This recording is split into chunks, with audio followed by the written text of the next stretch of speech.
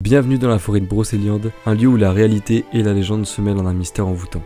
Cette forêt enchanteresse de Bretagne est le berceau des légendes arthuriennes, un lieu magique où chaque arbre, chaque sentier et chaque ruisseau raconte une histoire vieille de plusieurs siècles. Préparez-vous à plonger avec moi dans l'atmosphère captivante de la forêt de Brocéliande.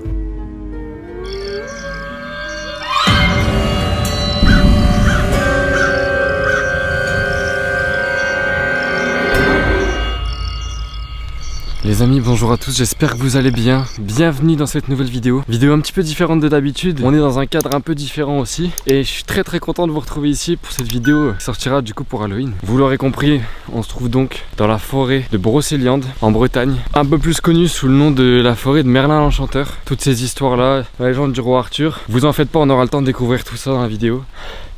Je suis essoufflé parce que je viens de monter en fait mine de rien. Et regardez-moi cet endroit.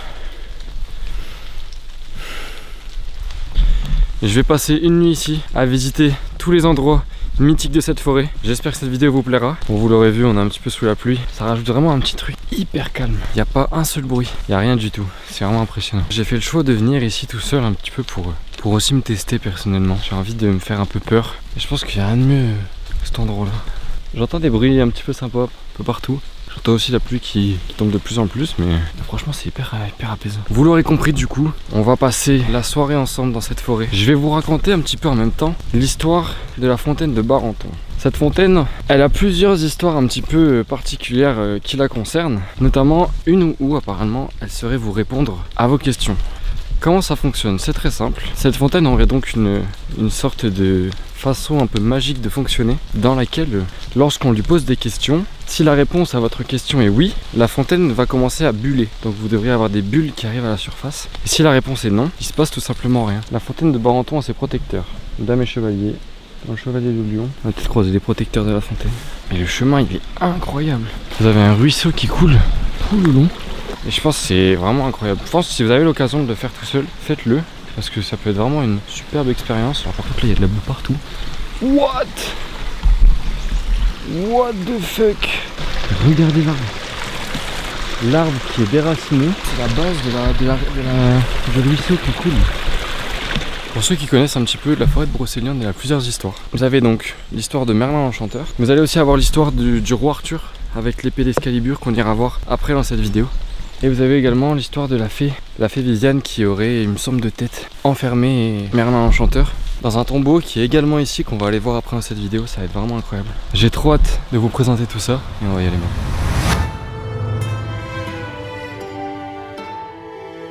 La fontaine de Barenton, au cœur de la forêt de Brocéliande, est un lieu légendaire. C'est là que Merlin l'Enchanteur aurait enseigné la magie à la fée Viviane. Son site romantique, connu pour ses bulles pétillantes émergeant de ses eaux cristallines, est empreint de passion et de mystère.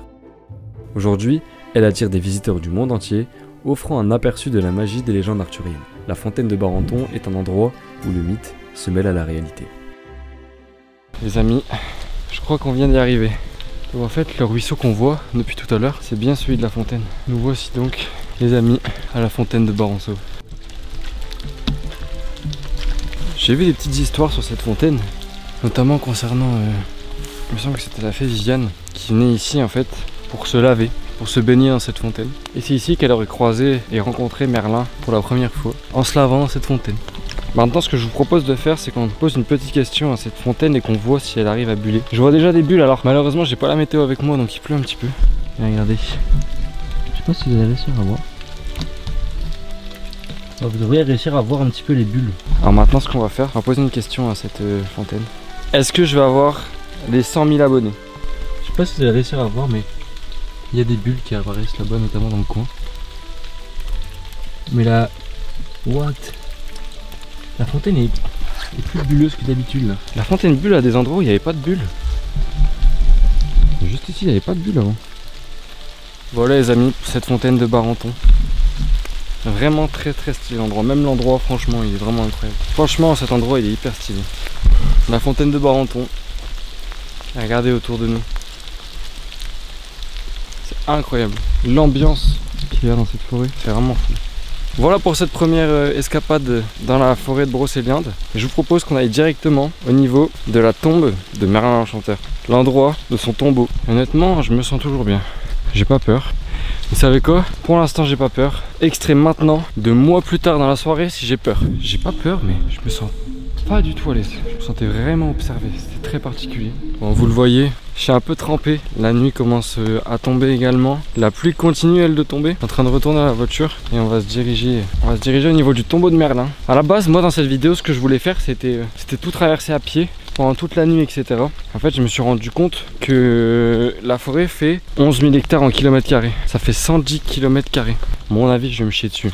Mais ça va être intéressant, c'est ça qu'il faut. C'est ça qui est bon. C'est ça que je recherche, c'est pour ça que je suis venu ici. La nuit commence à tomber, il fait de plus en plus sombre. Et moi, je propose qu'on se retrouve directement au niveau du tombeau de Merlin. C'est parti. Nous voilà au niveau du tombeau de Merlin, un lieu légendaire au cœur de la forêt de Brocéliande, où selon la mythologie arthurienne, Merlin aurait été emprisonné vivant dans un arbre ou un rocher par une mystérieuse dame du lac. L'emplacement précis du tombeau demeure un inconnu, mais il est enveloppé de magie et de mystère. Aujourd'hui, le tombeau de Merlin attire les chercheurs de vérité et les passionnés d'Arthur. C'est un lieu de pèlerinage où les visiteurs se recueillent et tentent de déchiffrer l'énigme de son emplacement. Les amis, ça y est, je viens d'arriver au niveau du tombeau de Merlin, l'entrée du chemin, du sentier. Vous pouvez voir qu'entre temps, la nuit est bien tombée, l'ambiance c'est plus du tout la même chose. Je me sens beaucoup moins à l'aise. Je commence à avoir des bruits très bizarres et m'enfoncer dans la forêt comme ça, en pleine nuit. Là je commence à me chier dessus. Là. On arrive donc au niveau du tombeau, qui serait le tombeau de Merlin. La façon dont vous voyez beaucoup plus que moi, on va faire comme ça. Vous voyez tellement plus que moi. Je vais utiliser la caméra pour voir d'ailleurs parce que je vois rien du tout. Voici l'endroit en question. Il y a des branches qui craquent tout autour, c'est terrifiant. J'ai les chouettes qui ululent autour de moi. Je suis vraiment pas à l'aise. Il y a quelqu'un? Je vous jure, il y a des bruits autour de moi. Voilà donc l'endroit où Merlin l'Enchanteur serait enterré. Le tombeau ne ressemblait pas du tout à ça et a été ensuite par des chasseurs de trésors explosé, dynamité comme on dit, afin de voir s'il n'y avait pas des trésors enfouis. Et la légende raconte que sous mes pieds directement, il y aurait une énorme cavité dans laquelle repose Merlin. Donc voilà un petit peu l'endroit. Je vous jure les gars que ce que je fais c'est... je me chie dessus mais à un point. En fait, il pleut. Je pense que de toute façon vous devez l'entendre. En fait ça couvre tous les bruits autour de moi. Et j'entends rien du tout. Donc voilà le lieu. Très intéressant en tout cas. Je me chie dessus les gars, c'est une dinguerie. C'est la première fois que je fais un truc, je me sens pas forcément très à l'aise. Comparé à tout à l'heure, je me sens beaucoup moins à l'aise. J'ai l'impression d'être observé de partout en fait. Là je me sens vraiment pas bien. Vous avez une représentation de ce à quoi aurait ressemblé donc le tombeau. Voilà, avec la fée Viviane qui trace autour de lui un cercle pour ainsi enfermer Merlin l'Enchanteur. J'ai des frissons là. Je vais pas rester ici parce que là je suis pris de frissons. J'ai pas froid mais là je suis pris de frissons terribles. What? J'ai pas peur mais je me sens pas du tout à l'aise. Pourtant je suis vraiment à côté de la route hein. Et là franchement, je vais même aller sur la route parce que la caméra vous voyez vraiment beaucoup plus que moi. Comme je vous ai dit, je me sentais vraiment pas, je me sens toujours pas à l'aise, je me sens vraiment pas bien. J'arrive de nouveau à ma voiture, je me sentais vraiment observé, c'était très particulier. Et pareil, quand je suis arrivé par là, il y avait du bruit. Je vais vous monter. Là, vraiment là-bas, comme des bruits de craquement, des bruits de pas. Je vois pas la route, c'est une dinguerie. Comment vous voyez la route, moi je ne la vois pas. Franchement, je vais être honnête, j'ai pas kiffé celui-là. Pourtant, dans la forêt, marcher dans la forêt, j'étais complètement à l'aise, mais alors là, j'entends des bruits de partout, c'est horrible. Et je me sens vraiment observé. Ce que je vous propose à présent, c'est qu'on se dirige vers l'épée d'Excalibur. Comme vous le savez, la forêt de Brocéliande, c'est également la forêt où on raconte les histoires concernant le roi Arthur et la table ronde. Et notamment l'épée d'Excalibur, qui est donc représentée et qu'il est possible de voir et d'essayer de retirer. Bien sûr, je vais essayer de la retirer, mais... Je suis désolé, c'est un style de vidéo complètement différent d'habitude. Vraiment, ça n'a rien à voir avec ce que je vous fais d'habitude. J'essaie de mettre une autre ambiance un peu pour Halloween. Alors c'est pas forcément horreur, mais c'est plus angoissant. Et je suis très angoissé à l'idée de tourner ça parce que c'est vraiment pas le style de vidéo que je fais d'habitude. J'espère en tout cas que ça vous plaira. N'hésitez pas à vous abonner si vous aimez ce genre de choses. Likez et rejoignez-moi sur mon Instagram, je mets plein de petites exclus dessus. Vous voyez tout en avant-première, je vous pose même des questions un peu par rapport à ce que vous aimeriez voir comme vidéo. Donc si vous voulez me conseiller un petit peu des vidéos à regarder. Il y a encore des bruits de partout là, j'ai encore des frissons. Il y a des branches qui craquent comme s'il y a des gens qui marchent. Donc je vous propose qu'on y aille, et puis on se reprend là-bas. C'est parti. Voici la légende de l'épée d'Excalibur, un artefact mythique intimement lié au roi Arthur. La légende raconte qu'Arthur, guidé par sa destinée, a retiré Excalibur de l'enclume, un acte qui l'a ainsi couronné roi de Bretagne. Cette épée est devenue le symbole de son autorité et de sa puissance. Troisième lieu, je viens d'arriver, j'espère que vous m'entendrez bien, il y a un petit peu de vent. L'épée d'Excalibur qui est plantée dans un rocher, regardez-moi ça, avec l'épée. J'ai mis la capuche parce que là ça allait plus avec le vent et la pluie. Donc cette épée elle se trouve juste au bord, vous allez voir derrière moi, juste ici.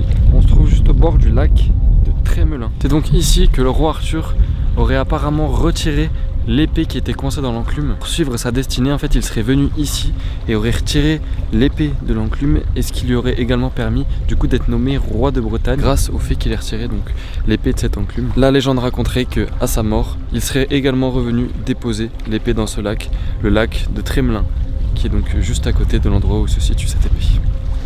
Je vais essayer de retirer cette épée. Est-ce que vous êtes prêts? Wesh! C'est impossible.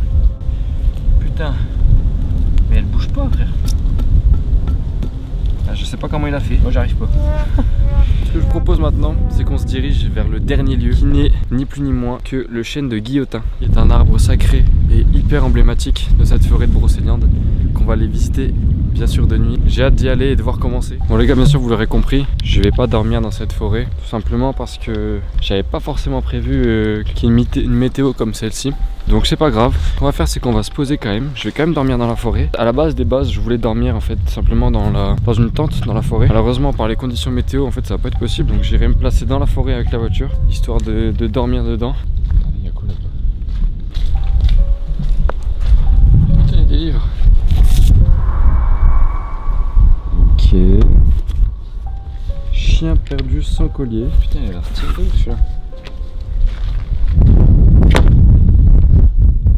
La France, paradis de la nature. What? Mais il est cadeau de zinzin ce truc.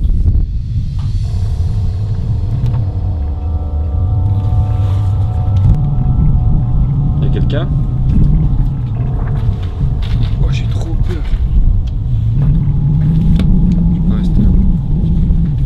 On se retrouve sur le dernier lieu, le chêne de Guillotin, qui se trouve juste devant moi. L'arbre Guillotin, c'est un des lieux vraiment très importants de la forêt de Brocéliande, qui date de plus de 500 à 1000 ans. Cet arbre donc est estimé entre 500 et 1000 ans, regardez-moi.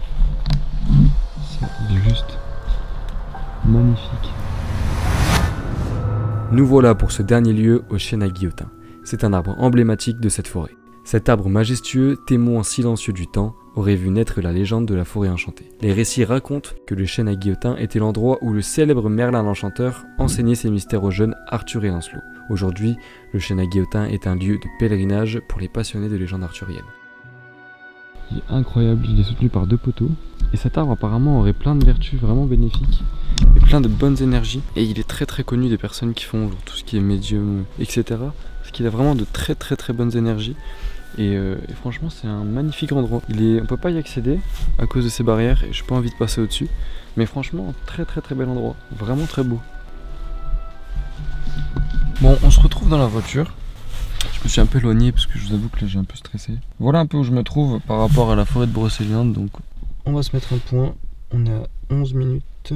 On se garera juste ici devant. Comme ça je pense que ça peut être pas trop mal. Comme ça on passera la nuit à cet endroit là. Je pense que c'est quand même bien flippant. Après tout ce qui s'est passé, je vous avoue que je suis pas très serein. Alors après certains vont dire que je suis une flippette. Ouais. Carrément. Mais bon, on va aller se mettre là-bas. Et puis c'est parti, let's go. J'ai pris l'initiative d'aller me chercher à manger parce que j'avais rien à manger. Je suis dans le noir complet. Y'a rien. Je me suis mis une petite vidéo du grand JD pour me mettre dans l'ambiance. Et puis bah voilà, je vais manger, boire et puis je vais pas tarder à me coucher. Je vais vous montrer ma petite installation. Du coup, hop, ici vous avez le volant. Vous allez avoir la pizza là. Je me suis reculé moi à fond. J'ai mis un petit plaid, mon plaid de tout à l'heure, je l'ai mis pour mettre l'ordinateur et recharger mon téléphone. Et puis derrière, bah, toutes les affaires, le trépied, le manteau et tout. Puis je vais allonger le siège. Et puis comme ça, quand le siège sera allongé, j'irai me coucher. Donc voilà, je vous souhaite à tous une bonne nuit et puis on se reprend demain matin. Ciao, ciao.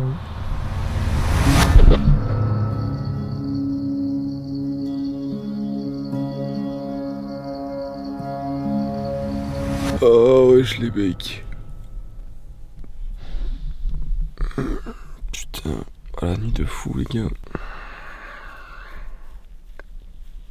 J'ai fait que me réveiller. Franchement j'ai fait que me réveiller. Je suis pas forcément hyper bien installé. J'ai dormi allongé comme ça. Je me sentais observé toute la nuit. Oh il y a de la buée partout. Je voulais quand même vous prendre une petite vidéo de l'ambiance. Regardez où j'étais.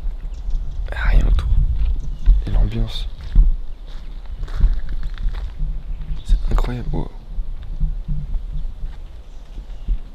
Avec la brume et les nuages là-bas. Pareil là. On se croirait dans un film.